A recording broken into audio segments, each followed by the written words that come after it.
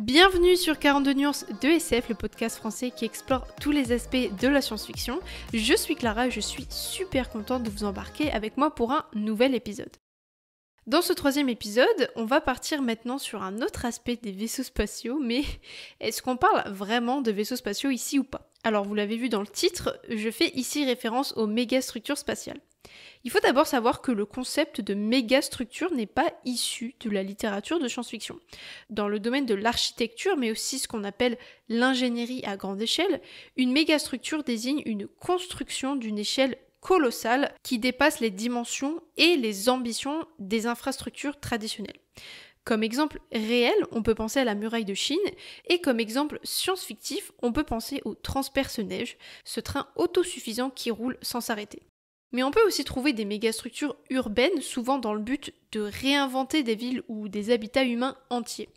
On peut malheureusement citer le projet d'archéologie The Line, envisagé en Arabie Saoudite, et qui n'est pas le seul projet futuriste malheureusement. Je vous conseille la vidéo de The Science Coder sur YouTube à ce sujet si ça vous intéresse. L'archéologie, au fait, c'est un mix entre architecture et écologie. C'est un concept qui a été popularisé par l'italien Paolo Soleri et qui, dans la SF, est souvent représenté par des gratte-ciels géants autosuffisants, par exemple. Et encore là, on parle de mégastructures qui sont à l'échelle plutôt humaine et terrestre. Et on voit à quel point déjà ça relève de la spéculation et de la science-fiction. Nous, ce qui va nous intéresser dans cet épisode, ce sont les mégastructures spatiales qui sont donc la même chose, mais dans l'espace, et qui n'existent pour l'instant qu'au stade théorique. En me documentant, j'ai l'impression qu'on s'attend à ce qu'une structure spatiale soit considérée comme une mégastructure à partir du moment où elle fait la taille de la Lune. Mais j'ai pas systématiquement retrouvé cette caractéristique pendant mes recherches, donc je sais pas. On trouve les premières traces de mégastructures spatiales dans la science-fiction dans les années 1920 et 1930, notamment avec le fameux roman Créateur d'étoiles ou Star Maker d'Olaf Stapledon, publié en 1937. C'est le même auteur que les derniers et les premiers. Dans Star Maker, qui explore la création de l'univers, pour le dire simplement, Stapledon décrit des biosphères géantes et artificielles qui permettent de capter diverses énergies. Et oui, en plus d'avoir eu comme admirateurs et admiratrices H.G. Wells, Virginia Woolf ou encore Stanislas Lem, Star Maker va énormément inspirer Freeman Dyson, aka le créateur de l'une des plus célèbres mégastructures, la sphère de Dyson, que vous avez peut-être déjà entendu parler. Et ce, plus de 20 ans après, quand Freeman Dyson va publier sa théorie dans la revue Science en 1960. Peut-être que dans un autre univers, la sphère de Dyson aurait pu s'appeler la sphère de Stapledon, on ne sait pas. Bref, on reviendra à la sphère plus tard, vous inquiétez pas. C'est surtout à partir des années 70 que le concept va devenir une figure phare de la science-fiction, notamment avec l'Anomonde de Nari Niven. C'est l'un des premiers romans à populariser l'idée d'une mégastructure spatiale habitée. Dans son roman, donc publié vraiment en 1970, Niven décrit un anneau immense entourant une étoile dont la surface interne est habitée par des trillions de personnes. Il faut dire que l'anneau possède une surface équivalente à des milliers de planètes terrestres. Et cet anneau, il est maintenu stable par rotation, ce qui crée une gravité artificielle. Jan Hembex, par exemple, dans son cycle de la culture, a notamment repris ce concept pour créer ce qu'on appelle dans son univers des orbitales, qui sont donc des anneaux sur lesquels habitent plusieurs milliards de personnes. L'Anomonde a vraiment marqué un tournant en popularisant les constructions gigantesques et a directement influencé des œuvres comme le jeu Halo ou des concepts scientifiques comme les habitats orbitaux. Les habitats orbitaux, c'est drôle à dire. Bref. On a ensuite, comme je disais, la sphère de Dyson, et bien qu'elle soit théorisée en 1960 par le physicien Freeman Dyson, elle est véritablement intégrée à la SF dans les années 70. Mais qu'est-ce que c'est une sphère de Dyson concrètement ? C'est donc une structure hypothétique imaginée pour en fait capter toute ou une grande partie de l'énergie émise par une étoile. La sphère, elle est souvent représentée comme une gigantesque coquille ou un essaim d'objets comme des satellites orbitant autour de l'étoile. Elle a donc été proposée comme moyen pour une civilisation avancée de maximiser son accès à l'énergie. Elle apparaît notamment dans des récits comme Orbitsville, publié en 1974, de Bob Shaw, où une sphère encapsule une étoile pour exploiter son énergie et abriter d'immenses populations. Sensors? I'm having difficulty scanning the object. It appears to be approximately 200 million kilometers in diameter. That's nearly as large as the Earth's orbit around the Sun. Why didn't we detect this before now? The object's enormous mass is causing a great deal of gravimetric interference. That might have prevented our sensors from detecting it before we dropped out of warp. Mr. Data, could this be a Dyson sphere? The object does fit the general parameters of Dyson's theory. A Dyson sphere? It's a very old theory, number one. I'm not surprised that you haven't heard of it. In the 20th century, a physicist called Freeman Dyson postulated the theory that an enormous hollow sphere could be constructed around a star. La sphère de Dyson est devenue une figure emblématique et apparaît dans plein d'œuvres de SF, comme dans la série Star Trek ou dans des jeux vidéo comme Stellaris. En parallèle, on trouve une autre mégastructure iconique de la SF qui n'est autre que le Thor de Stanford. Thor qui est une sorte de donuts, quoi. Putain, la meuf qui me fait aucun effort sur les thèmes scientifiques. Oui, mais en même temps, c'est vraiment ça, quoi.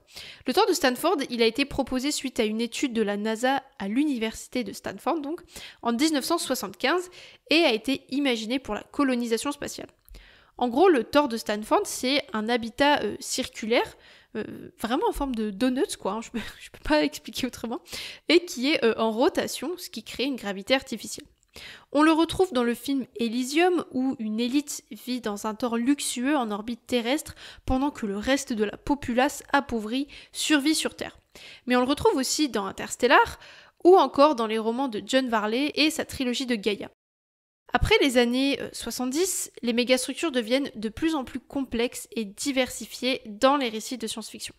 On a notamment les fascinants mondes coquilles ou les shell worlds popularisés par Iain M. Banks, et oui, encore lui, notamment avec son roman Tram, sorti en 2008. Les mondes coquilles sont des structures artificielles constituées de multiples couches concentriques habitables, empilées autour d'un noyau commun. C'est vraiment genre une planète artificielle, rien que ça. En gros, dans ces mégastructures-là, chaque couche est autonome avec son propre écosystème, climat et environnement artificiel. Les habitants de chaque couche peuvent être totalement isolés des autres, ou au contraire interagir via des passages ou des ascenseurs qui relient les niveaux. Et au centre, il y a donc ce noyau artificiel ou naturel qui fournit l'énergie nécessaire pour maintenir la vie. Et si c'est pas assez vertigineux pour vous, sachez que Stephen Baxter, dans son cycle d'Exiles, j'ai jamais su comment on disait ce truc, Stephen Baxter décrit l'anneau qui a plus de 1000 années-lumière de diamètre et qui bouge, je cite, sur des échelles de temps bien au-delà des nôtres. Et désolé, mais j'ai aucune envie de vous expliquer à quoi sert l'anneau dans son histoire parce que on est chez Stephen Baxter et c'est impossible à résumer comme ça. Donc voilà, je vous invite à vous renseigner par vous-même si vous êtes intéressé.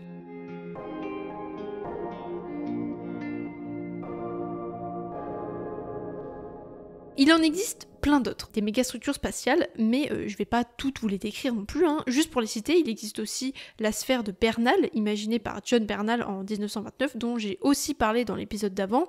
On a aussi le Topopolis, je crois, aussi appelé spaghetti cosmique. S'il vous plaît, c'est génial.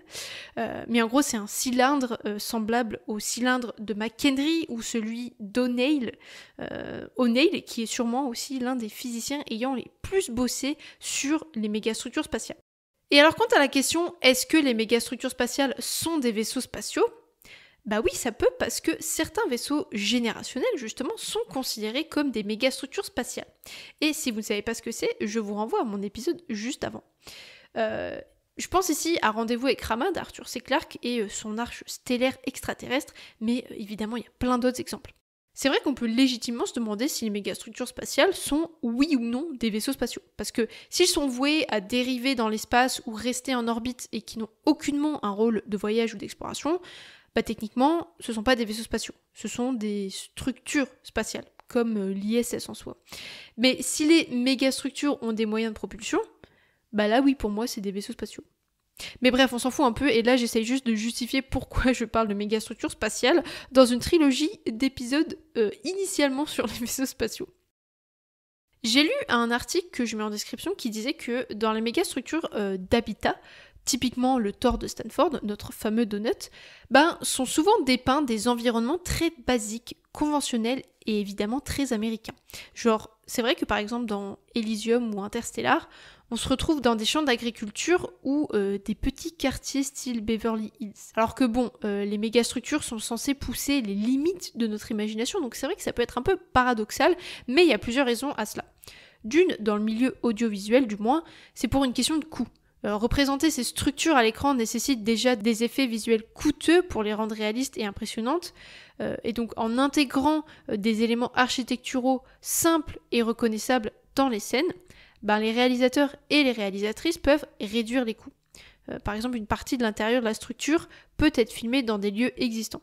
Mais dans l'article, selon la personne qui l'a écrit, et je ne l'ai pas dit, mais qui est doctorante en art numérique, utiliser des architectures plus sobres et conventionnelles créait justement un contraste qui met davantage en valeur l'échelle et la grandeur des mégastructures. En gros, si tout dans un film de science-fiction est spectaculaire et visuellement exubérant, ça devient difficile pour une mégastructure de se démarquer.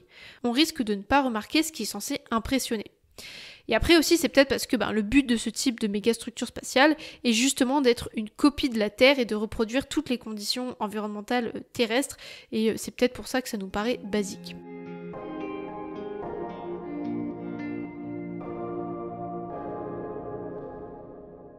Les mégastructures spatiales occupent différentes fonctions. On en a déjà un peu parlé, elles peuvent servir d'habitat, d'exploration ou de transport, d'armement comme l'étoile de la mort dans Star Wars, ou d'exploitation d'énergie. Et souvent, ces fonctions, elles se combinent entre elles. Mais on comprend très vite que, dans tous les cas, les mégastructures sont de grands objets utopiques qui reflètent le pouvoir et l'évolution technologique d'une civilisation humaine ou non humaine. Et elles cherchent souvent à résoudre de grandes et ambitieuses problématiques que sont par exemple la surpopulation, l'épuisement des ressources ou de l'énergie et la quête d'expansion humaine dans l'univers. À ce sujet, il ne faut pas oublier que ce sont des concepts très pris au sérieux dans plusieurs disciplines scientifiques, technologiques et culturelles, parce qu'ils touchent à des problématiques fondamentales qui stimulent la recherche. Par exemple, les concepts d'habitat autosuffisant inhérents à la mégastructure spatiale, mais aussi au vaisseau spatial, permettent d'interroger et d'anticiper notre gestion des ressources en circuit fermé, avec l'eau, l'oxygène et la nourriture. Et c'est utile de se poser ces questions-là pour l'exploration spatiale à long terme, certes, mais aussi pour notre propre consommation sur Terre. Mais ces mégastructures, elles permettent aussi d'explorer les limites de l'ingénierie et de la physique des matériaux, notamment en s'interrogeant sur, par exemple, quels matériaux ultra résistants pourraient supporter de telles échelles et comment maintenir une telle stabilité structurelle dans l'espace. Et même si les mégastructures sont encore lointaines, leurs principes inspirent des projets concrets comme les bases lunaires ou martiennes prévues par SpaceX et la NASA. D'ailleurs, la mégastructure spatiale la plus sérieusement envisagée, c'est bien l'ascenseur spatial, qui serait une mégastructure donc transorbitale et qui est activement étudiée pour réduire les coûts d'accès à l'espace.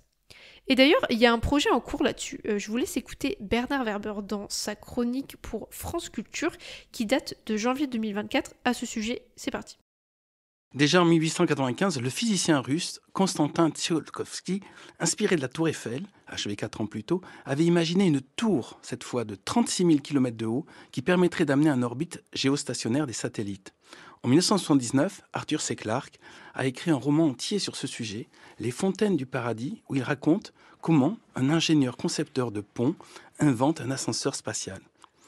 Lorsqu'il a reçu le prix de la Fondation Rougerie, l'architecte Jordan William Hughes a lui-même reconnu qu'il ne pense pas que son projet Ascensio puisse être réalisé avant 10 ans. Pourtant, il y a un mois, en décembre 2023, la NASA a déjà testé un ascenseur pour la mission Artemis 3. Cette fois-ci, l'ascenseur n'est pas prévu pour la Terre, mais pour la Lune. Ce serait donc là encore un câble qui relierait la navette Starship en orbite autour de la Lune à la surface lunaire. Ce serait le meilleur moyen pour permettre de descendre facilement du matériel.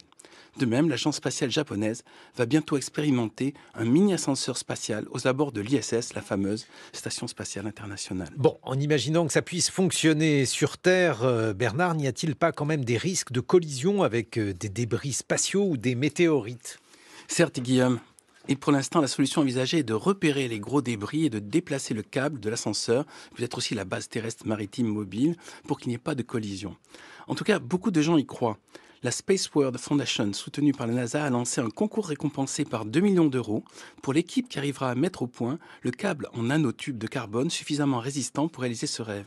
Et déjà, on a évalué le coût de la construction de cet ascenseur spatial à 8 milliards d'euros. Mais cette somme est censée être amortie dans le temps, puisque l'envoi d'1 kilo sur l'orbite géostationnaire par fusée revient actuellement à 22 000 $. Or, cette somme pourrait être réduite à 200 $ d'un ascenseur spatial. De même, cela va lancer un nouveau tourisme spatial moins onéreux que celui proposé par les fusées classiques.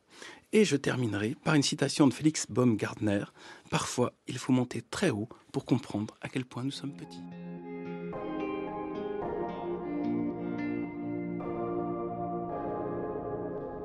Il faut le reconnaître, les mégastructures spatiales sont l'un des concepts les plus séduisants de la science-fiction.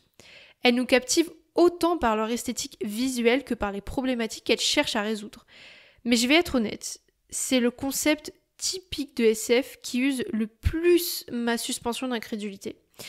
Et attention, je suis fascinée par les mégastructures spatiales, mais juste, en même temps, j'y crois pas. Genre, ça reste tellement de la science-fiction à mes yeux. Et c'est pas mal, hein. Je dis pas que la SF se doit d'être réaliste, mais on voit en fait que ces structures, elles ont justement été pensées et théorisées durant une époque d'optimisme technologique. La construction de mégastructures spatiales, même dans ses formes les plus modestes, pose de sacrés défis. Et ceci est un euphémisme. Ces structures, elles impliquent des technologies qui n'existent même pas encore pour nous.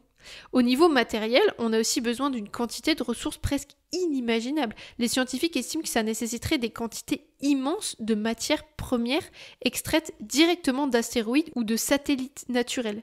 Déjà, il faut y aller pour installer des bases minières sur la Lune par exemple et sur des astéroïdes. Il faut penser à l'énergie nécessaire pour assembler une telle structure et imaginons on y arrive. Après, il faut l'énergie pour la maintenir et la faire fonctionner et ça dépasse largement nos capacités actuelles. Aussi, une grande partie des mégastructures spatiales repose sur l'idée d'une gravité artificielle créée par rotation, par force centrifuge. Ce principe, il est fascinant, il est très crédible, mais sa mise en œuvre à grande échelle, elle serait ultra compliquée.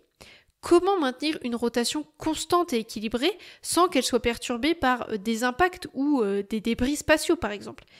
Et il faut aussi concevoir des matériaux capables de résister à la pression générée par la rotation d'un habitat aussi gigantesque, sans que ça se déforme ou que ça se fissure. Les mégastructures spatiales promettent aussi souvent des environnements, on l'a dit, autosuffisants en circuit fermé. Production de nourriture, recyclage complet de l'eau et de l'air, gestion des déchets, etc. Or, sur Terre, même nos systèmes les plus avancés comme la Station spatiale internationale peinent à recycler efficacement une fraction des ressources nécessaires pour quelques astronautes.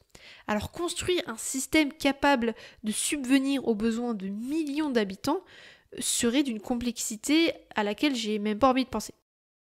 Si les mégastructures spatiales fascinent tant, c'est aussi parce qu'elles reflètent une époque marquée par une foi inébranlable dans le progrès technologique. Les années 50-70 ont été une période d'euphorie où on pensait que l'exploration spatiale n'était qu'une question de décennies. Aujourd'hui, cet optimisme, justement, il tombe un peu en déclin dernièrement. Peut-être que ces concepts reflètent des solutions théoriques aux problèmes terrestres alors qu'on préférerait peut-être une réponse réaliste aux défis actuels. Et ça me permet de faire une transition et de revenir aux vaisseaux spatiaux, à l'exploration spatiale, à la construction spatiale et tout. Quittons un peu l'échelle macrocosmique et revenons à notre petite Terre.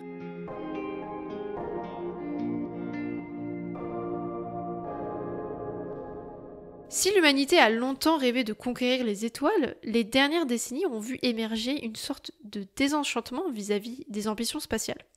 Les mégastructures, les colonies martiennes et autres fantasmes d'expansion cosmique se heurtent aujourd'hui à une réalité, celle des limites technologiques, économiques et écologiques. Les missions spatiales actuelles qui visent Mars, par exemple, montrent à quel point les plans les plus sérieux restent à des décennies de faisabilité. Il faut encore résoudre des problèmes comme l'exposition aux radiations cosmiques, le maintien de la pesanteur prolongée, la création d'un écosystème autosuffisant et plein d'autres obstacles. Ce contraste entre rêve et réalité, il façonne nos perspectives scientifiques, mais aussi la manière dont la science-fiction aborde désormais ces questions. Et à mon sens, ça se manifeste par une présence plutôt discrète du space opéra ces dernières années. Enfin, il y a ce questionnement qui mériterait un épisode entier, mais peut-être avec des experts et des expertes.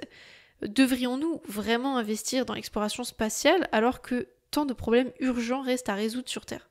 Alors, évidemment, je ne suis pas du tout la première à me poser la question, il y a déjà plein de gens qui essayent d'y répondre, mais on ne peut pas aborder ça comme ça maintenant dans cet épisode. C'est pourquoi j'y réserve un épisode entier là-dessus. Les récentes tendances de la SF post-apo ou climatique montrent que l'humanité est davantage concentrée sur la survie de la Terre elle-même que sur l'exploration des étoiles. Ça illustre à quel point l'idée de s'échapper de notre planète peut sembler futile, absurde, voire irresponsable. Dans des œuvres comme Elysium, cette fuite vers l'espace, elle est perçue non pas comme une exploration héroïque, mais comme une forme d'évasion égoïste et injuste réservée aux élites.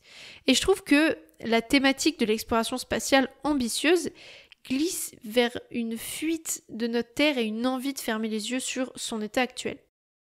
Et faut pas oublier l'idée que, selon l'économiste Kenneth Boulding, la Terre est une sorte de vaisseau spatial, dans le sens où la Terre est un système fermé, similaire à un vaisseau spatial, où les ressources matérielles ne peuvent être renouvelées que dans des limites précises. C'est ce qu'on disait un peu dans l'épisode d'avant, mais l'illusion d'une croissance infinie sur une planète aux ressources finies est dangereuse. Et le vaisseau spatial nous rappelle justement que l'on vit dans un espace à système fermé. Alors, à système fermé en termes de matériaux, car on ne reçoit ni nouveaux matériaux, ni rejet de déchets hors du système. Par contre, la Terre, elle est un système ouvert en termes d'énergie, grâce par exemple à l'énergie solaire, ce qui doit être exploité de manière durable, comme dans la plupart des mégastructures autosuffisantes et utopistes, ou qu'on peut aussi retrouver dans les vaisseaux spatiaux. Mais pourquoi s'installer dans des mégastructures ou des vaisseaux spatiaux pour capter l'énergie solaire si on peut déjà le faire de notre Terre ? En fait, la survie de l'humanité, pour l'instant, elle ne dépend pas de notre expansion dans l'espace, mais de notre capacité à gérer les ressources de notre planète et la préservation des écosystèmes. Et peut-être que le progrès, il n'est pour l'instant pas vers l'exploration spatiale, mais comme le pense Kenneth Boulding, vers un bien-être immatériel comme la qualité de l'environnement, la justice sociale et l'équilibre écologique. Et toute cette nouvelle dynamique peut-être explique ce désenchantement qu'on peut retrouver dans la science-fiction vis-à-vis de l'exploration spatiale et justement du space opéra. En soi, l'exploration spatiale n'a pas disparu de nos imaginaires. Les mégastructures et les grandes épopées spatiales sont loin de dépeupler la science-fiction et heureusement, donnez-nous du space opéra. Mais cette fantaisie, je trouve qu'elle s'est teintée d'un réalisme qui nous force à regarder l'avenir avec autant de fascination que de scepticisme. Quoi qu'il en soit, les vaisseaux spatiaux et les mégastructures de l'espace ont un potentiel imaginatif de dingue et l'attrait qu'elles exercent dans la SF est inépuisable. Malgré le fait que je n'ai pas trouvé tant d'articles ou de recherches sur le vaisseau spatial, contrairement à d'autres épisodes et d'autres figures de la science-fiction sur lesquelles j'ai pu taffer, je m'attendais pas à ce qu'il y ait autant de choses à dire quand même sur les vaisseaux spatiaux, et je vous avoue que j'aurais pu en dire carrément plus, mais voilà, le format podcast me limite quand même dans la charge informationnelle, et il faut parfois se raisonner dans tous les cas. Et sinon, en parlant de mégastructures, j'ai une pensée justement pour toutes et tous les astronomes qui subissent ce qu'on appelle les méga-constellations, justement de SpaceX, ces flottes de satellites qui sont en train de parasiter l'orbite terrestre et l'observation de l'univers. Bref, force à vous franchement, mais je pensais à ça parce que j'ai appris récemment qu'on appelait ces trucs des méga-constellations. Bref, et justement... je sais plus qui disait ça, mais la personne disait que c'était dommage d'appeler ces infrastructures-là, entre guillemets, des méga-constellations, parce que les constellations, c'est joli, et on devrait juste appeler ça des structures. Des méga-structures, peut-être ? Je sais pas. Bref, c'est la fin de ces 3 épisodes sur les vaisseaux spatiaux, j'espère qu'ils vous auront plu. N'hésitez pas à me faire vos retours, ça me fait toujours très chaud au cœur de vous lire, ça m'encourage énormément. D'ici le prochain épisode, prenez soin de vous et on se dit à très bientôt.